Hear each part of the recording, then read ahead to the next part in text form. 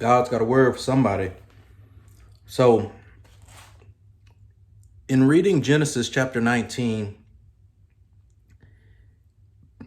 something stood out to me today that, it kind of gets run past. Because in this situation, we have Lot. We have the angels that came to deliver Lot from Sodom and Gomorrah. God was going to rain down, but through Abraham, his interventions, his prayers, they go and get Lot. And because of Abram, they go get Lot. So at this point in 19, they have spent the night. The angels are there and they're about to go to sleep, but the people come and try to take them, and their debauchery and whatnot. But here we go. At this point, they're leaving. Now note that Lot just saw these two men, angels, men of God, strike this throng, this people that are trying to come and take them. They just struck them with blindness, and they were able to flee. They were able to go, and all that he asked was, hey, don't look back. Don't look back. Run for the hills and don't look back.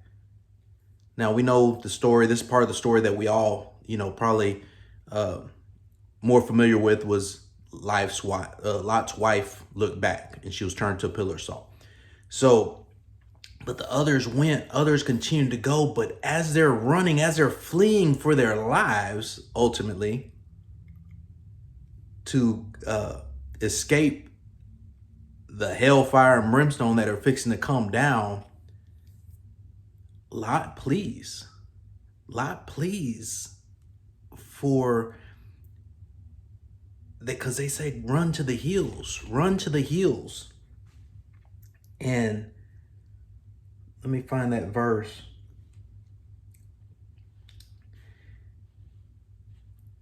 In Lot,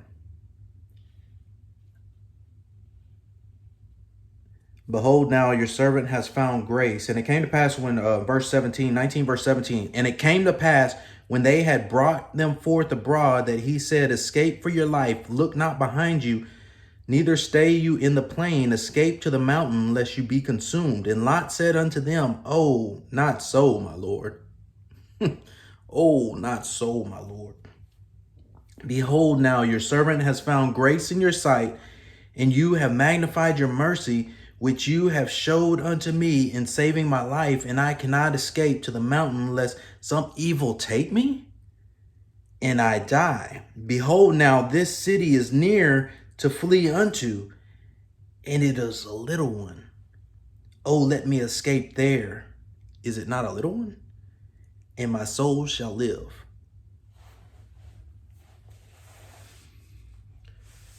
Think about that. Destruction. Consumed.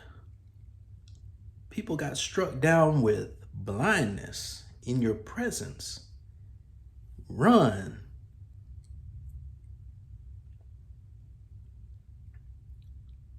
Okay, but I don't want to go all the way up there.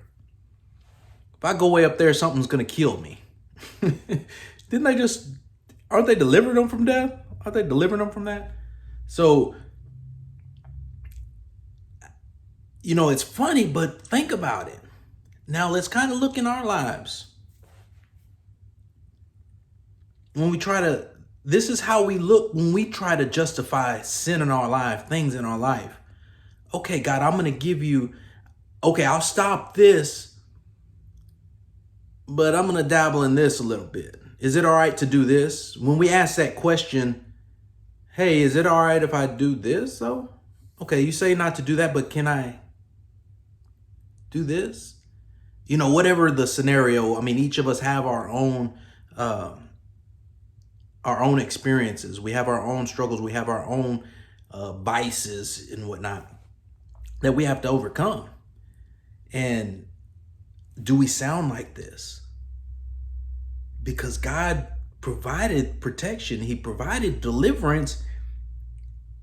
And he's like, But do we have to go that far away from it? Do we have to go all the way from it? Do I have to tithe the 10%, or is that off the gross or the net? And those questions and those situations, those come to pass, and but we all do them. We've all done them. So I just wanna throw that out there. The next time that question comes about, what are we doing? What are we saying? How are we looking? How are we looking in this situation? How are we looking at it? How are we how is it coming to pass? So that's how we look whenever we do that. So just picture that and just think about Lot and how he questioned, and is this enough? Is this enough? Is this far enough? Can we just go here? And in the New Testament, it talks about the toehold. We give the enemy a toehold for when we do that. That just that little bit, we give them something to grab onto to trip us up. And that can cause, great damage, great consequence. So just another perspective, Genesis 19.